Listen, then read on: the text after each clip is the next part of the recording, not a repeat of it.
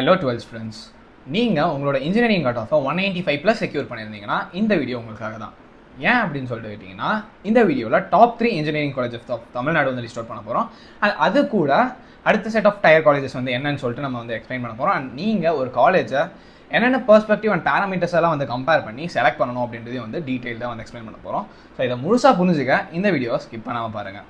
And without any delay let we step into the video. And first place தமிழ்நாடுவோட first top engineering காலேஜ்னா the OG Anna university CEG campus.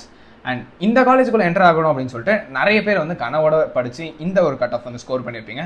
And yes, அந்த cut off என்ன அப்படின்னு சொல்லி கேட்டிங்கன்னா, CSE டிபார்ட்மெண்ட்டுக்குள்ளலாம் வந்து நுழையணும்னு பார்த்தீங்கன்னா you have to score about 200க்கு 200 கட் ஆஃப் வந்து எடுத்துருக்கணும். அண்ட் சில கேஸ்ட் கேட்டகரிஸ்க்கு வந்து சில ஸ்லாப்ஸ் வந்து வச்சுருப்பாங்க. அதுக்குமே வந்து you have to be between the 198.5 200 இருந்தால் தான் உங்களால் சிஎஸ்சியை வந்து சீட் எடுக்க முடியும். And when it comes to IT or ECE அப்படின்னு சொல்லிட்டு பார்த்தீங்கன்னா உங்களுக்கு 198 அப்படின்னா அந்த அபவ் இருக்கணும். அண்ட் இசிஏ பொறுத்த வரைக்கும் இந்த கேஷ் கேட்டகரி ஸ்லாப்ஸ்லாம் வச்சு பார்க்குறப்ப யூ வில் பி கெட்டிங் ஒரு 197.5 அப்படின்ற பட்சம் வந்து கிடைக்கும். அண்ட் இப்போ உங்களுக்கு வந்து கட் ஆஃப் வந்து இந்த வருஷம் இன்க்ரீஸ் ஆகுமா டிக்ரீஸ் ஆகுமா அப்படின்றத உங்களோட ரேங்க் லிஸ்ட் வந்த பிறகு தான் வந்து வச்சு நீங்கள் அனலைஸ் பண்ணி அதை வந்து ப்ரெடிக்ட் பண்ண முடியும். அண்ட் இந்த ரேஞ்ச் வந்து பார்த்தீங்கன்னா நான் சொல்கிற ஒரு அப்ராக்சிமேட்டான ரேஞ்ச் தான். இது வந்து இயர்லி வந்து மாறும். அண்ட் இந்த ஆவரேஜ் வந்து ஓரளவுக்கு கான்ஸ்டன்டாக மீடியமாக வந்து மெயின்டைன் ஆகும். But there will be differences between this. And next comes the second பிளேஸில் சேம் அண்ணா யூனிவர்சிட்டியோட எம்ஐடி கேம்பஸ் குரோம்பேட்டில் இருக்குது. அண்ட் இந்த ரெண்டு அண்ணா யூனிவர்சிட்டியுமே வந்து ஏன் அவ்வளோ ப்ரிஃபர் பண்ணுறாங்க அப்படின்னு சொல்லிட்டு கேட்டிங்கன்னா, அந்த காலத்துலேருந்து இருக்கக்கூடிய ஒன் ஆஃப் த ஒரு பிராண்ட் அந்த அண்ணா யூனிவர்சிட்டினாலே இப்போ நீங்கள் வெளியே அப்ராட் கண்ட்ரீஸில் போய்ட்டு நீங்கள் அண்ணா யூனிவர்சிட்டி ஸ்டூடெண்ட்ஸ் சொன்னாலும் நிறைய பேருக்கு வந்து தெரியும். ஸோ அதனாலவே இந்த பிராண்ட் வேல்யூக்காகவே வந்து நிறைய பேர் அந்த காலேஜில் சேரணும்னு சொல்லிட்டு யோசிப்பாங்க. அண்ட் ப்ளஸ் கவர்மெண்ட் அப்படின்றதுனால உங்களுக்கு ஃபீஸுமே வந்து பெருசாக வந்து எதுவுமே இருக்காது. So hostel fees and academic fees ரெண்டுமே சேர்த்துமே வந்து உங்களுக்கு வந்து ஓரளவு ரொம்ப கம்மியான அளவில் தான் இருக்கும். அண்ட் எஸ், நீங்கள் எதிர்பார்க்குற மாதிரி ஹாஸ்டலோட ஃபெசிலிட்டிஸ் எல்லாம் வந்து கொஞ்சம் வந்து ஆவரேஜாக தான் இருக்கும். ஒய் பிகாஸ் இது வந்து கவர்மெண்ட் அண்ட் இதோட ஃபீஸ் ஸ்ட்ரக்சர்ஸ்க்கு ஏற்ற மாதிரி தான் வந்து அந்த ஃபெசிலிட்டிஸுமே வந்து ப்ரொவைட் பண்ணியிருப்பாங்க. அண்ட் எம்ஐடிக்குள்ளே வந்து நீங்கள் என்டர் ஆகணும், அண்ணா யூனிவர்சிட்டி எம்ஐடி கேம்பஸ் குரோம்பேட்குள்ளே வந்து நீங்கள் என்டர் ஆகணும் அப்படின்னா நீங்கள் சிஎஸ்சிலாம் ஜாயின் பண்ணோன்னே ஹேவ் டு பி லைக் ஒரு 199 அப்படின்னா 198.5 அந்த ரேஞ்சில் வந்து எடுத்து வச்சிருக்கணும். when it comes to ஐடிஓ இசிஇஓ வந்து ஏஐடிஎஸ்ஓ வந்து நீங்கள் ப்ரிஃபர் பண்ணிங்க அப்படின்னா இங்கே உங்களுக்கு வந்து ஒரு 197 இல்லை 197.5 அந்த ரேஞ்சில் வந்து மார்க்ஸ் வந்து நீங்கள் செக்யூர் பண்ணியிருக்கணும். அண்ட் இன்னொரு மேட்டர் என்னென்னா, இங்கே ஏரோநாட்டிக்கல் இன்ஜினியரிங் அப்படின்ற கோர்ஸ் வந்து நிறைய பேர் விரும்பி எடுக்கக்கூடிய ஒரு கோர்ஸ். அண்ட் இந்த எம்ஐடி கேம்பஸில் வந்து இருக்குது, அது சிஇஜி கேம்பஸில் வந்து கிடையாது. ஸோ அதை நீங்கள் கன்சிடர் பண்ணிட்டீங்கன்னா ஆல்மோஸ்ட் ஒரு 189 அண்ட் அபோவில் வந்து வச்சுருக்கணும். எனக்கு தெரிஞ்சு அது வந்து இப்போ ஒரு 192 ஆர் 193க்கு வந்து நின்றுருக்குன்னு நினைக்கிறேன். ஸோ ஆஸ் வெல் அங்கே வந்து பார்த்தீங்கன்னா ரப்பர் அண்ட் பிளாஸ்டிக் டெக்னாலஜிலாம் வந்துருக்கு. ஸோ அதோட கட் ஆஃப் வந்து கிராஜுவலாக கம்மியாக தான் இருக்கும். when in comparing to CSE IT இசிலாம் கம்பேர் பண்ணுறப்ப you will be getting lower cut off for சிவிலோ மெக்கானிக்கலோ அந்த மாதிரி வந்து கன்வென்ஷனல் கோர்ஸஸ் வந்து நீங்கள் எடுக்கிறீங்கன்னு வச்சுக்கோங்களேன். அதோட கட் ஆஃப்லாம் வந்து பார்த்தீங்கன்னா வந்து மாடரேட்டாக தான் இருக்கும். And comparing to other courses கம்மியாக தான் இருக்கும். And before seeing the third college 12th state board CBSE அப்படின்னு சொல்லிட்டு எல்லா ரிசல்ட்டுமே வந்துருச்சு. So some may have good cut off and some may not have. நல்ல கட் ஆஃப் இல்லை அப்படின்றதுனால உங்களுக்கு நல்ல காலேஜஸில் சீட் கிடைக்காது அப்படின்ட்டு அர்த்தம் இல்லை. Because there is still one college left. இங்கே நீங்கள் ஜஸ்ட் ஒரு எக்ஸாம் எழுதினா போதும், உங்களோட பெர்ஃபார்மன்ஸ் பொறுத்து 8 lakh ஸ்காலர்ஷிப்பும் அது கூட ஒரு மேக் புக்குமே வந்து ஃப்ரீயாக வந்து கிடைக்கும். ஸோ உங்களோட பெஸ்ட் பெர்ஃபார்மன்ஸை கொடுத்து நீங்கள் இந்த 8 lakh ஸ்காலர்ஷிப்பும் அது கூட மேக் புக்கும் ஃப்ரீயாக வாங்கணும் அப்படின்னா நீங்கள் பண்ண வேண்டியது இந்த ஒரு என்ட்ரன்ஸ் எக்ஸாம் எழுதுறது தான். அண்ட் இங்கே ஃபிசிக்ஸ் கெமிஸ்ட்ரி பேசிஸில் டெஸ்ட் பண்ண மாட்டாங்க. ஆல்ரெடி இங்கே படிக்கிற first year and second year students வந்து யூஎஸ் துபாய் மாதிரியான கண்ட்ரீஸில் இன்டர்ன்ஷிப் பண்ணிட்டு 5.1 lakh வரையும் வந்து ஸ்டைபண்டாக ஏர்ன் பண்ணிட்டு இருக்காங்க. அதுவும் எமர்ஜென்ட், ரெப்லிட் அண்ட் ஓப்பன் ஏஐ மாதிரியான கண்ட்ரீஸில். ஸோ ஃபார் இங்கே ஃபர்ஸ்ட் இயர் படிக்கிற ஸ்டூடெண்ட்ஸ் மட்டுமே 1 crore கிட்ட ஏர்ன் பண்ணியிருக்காங்க. அது மட்டும் இல்லாமல் இங்கே கூகுள் கொலாபரேஷனோட BTech in cloud and big data offer பண்ணுறாங்க. அதே மாதிரி product management and applied AI மாதிரியான ஸ்பெஷலைசேஷன்ஸுமே இங்கே இருக்குது. இந்த எக்ஸாமோட டேட் ரொம்ப கிட்டத்தில் தான் இருக்குது. அந்த எக்ஸாம்க்கு ரெஜிஸ்டர் பண்ணக்கூடிய லிங்க்கை என்னோட டிஸ்கிரிப்ஷன்லையும் கமெண்ட் செக்ஷனில் ஃபர்ஸ்ட்லேயும் வந்து பின் பண்ணி வச்சுருக்கேன். மறக்காமல் ரெஜிஸ்டர் பண்ணிக்கோங்க. The third most top engineering college of the Tamil Nadu இதுக்கு முன்னாடி வரைக்கும், இந்த வருஷத்துக்கு முன்னாடி வரைக்கும் எஸ்எஸ்என் சிவசுப்ரமணிய நாடார் காலேஜ் தான் இருந்துச்சு. அண்ட் அது இப்போ இல்லை. ஏன்னு சொல்லிட்டு கேட்டிங்கன்னா அது வந்து டீம்டு யூனிவர்சிட்டியாக வந்து மாற்றிட்டாங்க. ஸோ தட் அந்த இடத்த ரீப்ளேஸ் பண்ணுறதுக்கு 4th பிளேஸில் இருந்தால் PhD college of technology Coimbatore வந்து 3rd பிளேஸ்க்கு வந்து வந்திருக்கு. அண்ட் இந்த வாட்டி இதனால் பிஹெச்டி டெக்கில் இருக்கக்கூடிய கட் ஆஃப் எக்கச்சக்கமாக வந்து ஏறும். ஏன்னு சொல்லிட்டு கேளுங்களேன், எஸ்எஸ்என் 3rd பிளேஸில் இருந்துச்சு. ஸோ அங்கே அப்ராக்சிமேட்லி ஒரு எவ்வளோ சீட்ஸ் இருக்கும், 100s of சீட்ஸை வந்து ஃபில் பண்ணுறதுக்கான கெப்பாசிட்டி அங்கே இருந்துச்சுல்ல.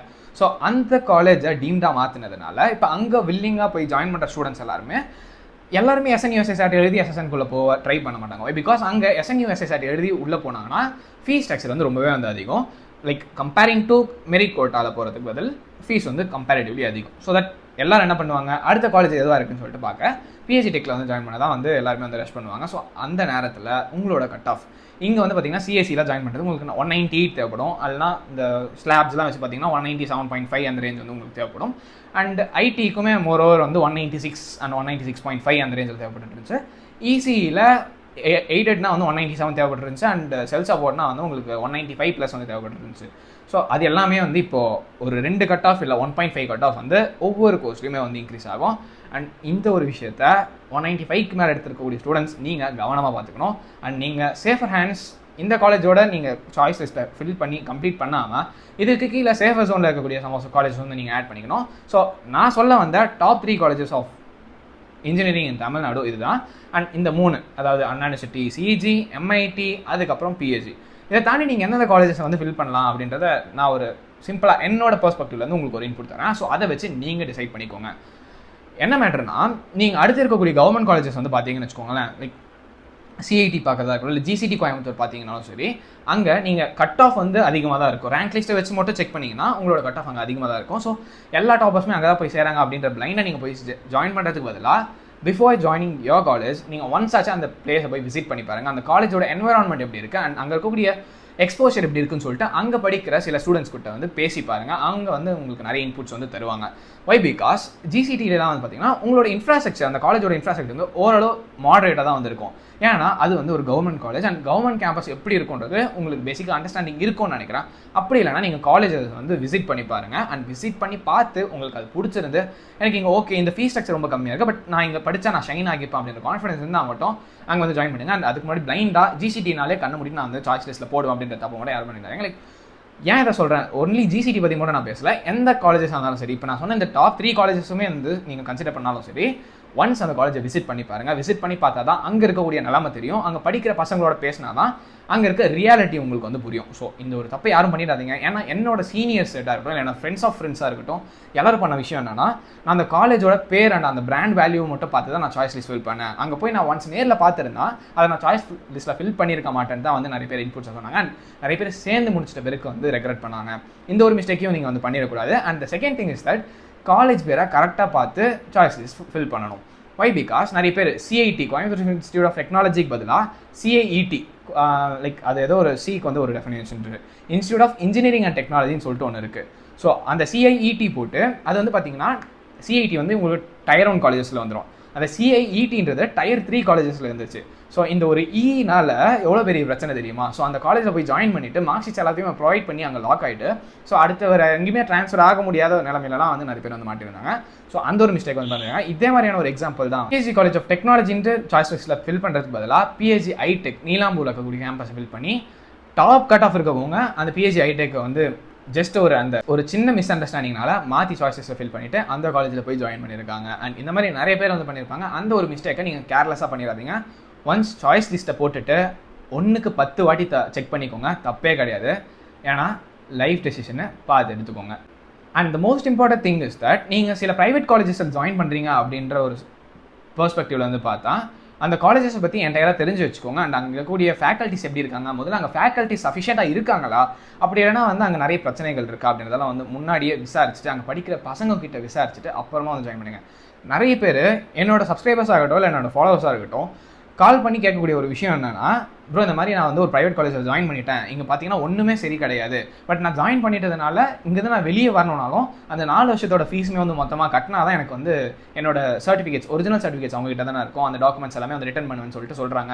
ஸோ இப்படி வந்து லாக் ஆகிட்டேன், எனக்கு என்ன பண்ணுறதுனே தெரியல, ஏதாச்சும் வழி இருந்தால் சொல்லுங்கன்னு சொல்லிட்டு. ஸோ மோஸ்ட் ஆஃப் த கேசஸில் அதுக்கு வந்து நம்ம எதுவும் சொல்யூஷன் ஃபைன் பண்ண முடியாது. பட் நீங்கள் கம்ப்ளைண்ட் ரைஸ் பண்ணி எல்லாத்தையும் வந்து ஃபார்மலாக ப்ரொசீட் பண்ணலாம். பட் அதில் நிறைய சிக்கல் இருக்குது. எதுக்கு அந்த தலைவலி? ஸோ ஸ்டார்டிங்கில் இனிஷியல் ஃபேஸ்லேயே வந்து நீங்கள் ஜாயின் பண்ணுறப்பே கரெக்டாக எல்லாத்தையும் அனலைஸ் பண்ணி தெளிவாக போய் ஜாயின் பண்ணுங்கள். எந்த ஒரு காம்ப்ளெக்சிட்டிலையும் மாட்டிக்காமல் இருக்கணுன்றது தான் என்னோட பெர்ஸ்பெக்டிவ்.